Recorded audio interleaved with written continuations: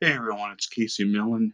I'd like to address a concern that someone on Facebook had, and I thought I'd make a video about it.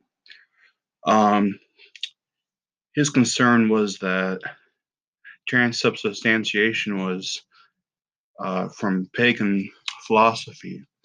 And when I inquired what he meant by that, he said, well, it's from Platonic thought. Um, so I'd like to address that for a bit. First of all, the most of the church fathers had a Western worldview, and Aristotle, Plato, and Socrates all influenced Western thought. So of course, the church fathers are going to word things in a Platonic, with Platonic terminology because they had a Platonic worldview. That doesn't mean uh, the ideas themselves are pagan, just that the terminology is. Um, for example, the Stoics influenced not only the early church but even the New Testament. The idea of logos in John, for example, John 1, in the beginning was the logos, and the logos was with God, and the logos was God. It's um, Stoic thought that the logos was an eternal principle that held the universe together, that created the universe, and so on. But John used it to match it.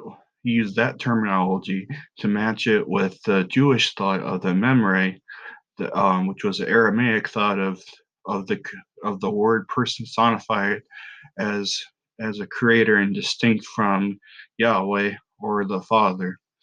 So, um, and Tertullian called Seneca often one of us. The early church used the used the Stoics.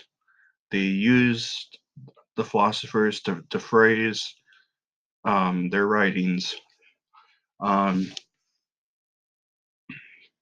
so, an analogy would be like with mathematics, the principles are the same, but you can use either Roman numerals or you can use Arabic numerals. But no matter how you do it, the principle is the same.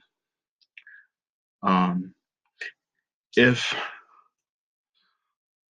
for example, the idea itself is pagan, transubstantiation was pagan, then we would expect the Oriental Orthodox to not believe it because they hold to an Eastern worldview instead of a Western worldview.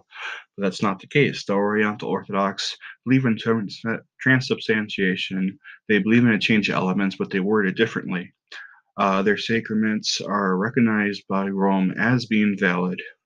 They, um, with, which, in order to be valid, you need to recognize transubstantiation. Um,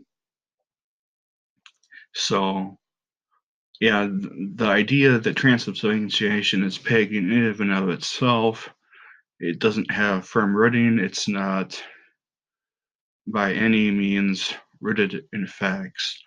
Um, Eternal principles are the same no matter how they're expressed. Scripture teaches transubstantiation. It doesn't teach memorialism. Um, I was asked, how can you distinguish between what is literal and what is figurative? Well, there are things in the Bible that are figurative. The best example I've heard of with something being figurative or the Lord's Supper being figurative is if you had a map. If I point to a map and to Israel on a map and I said, this is Israel, I would be stating an objective truth and you would understand it. But it's not Israel in and of itself. The piece of paper isn't Israel. But that fails to apply to the Lord's Supper for the following reasons.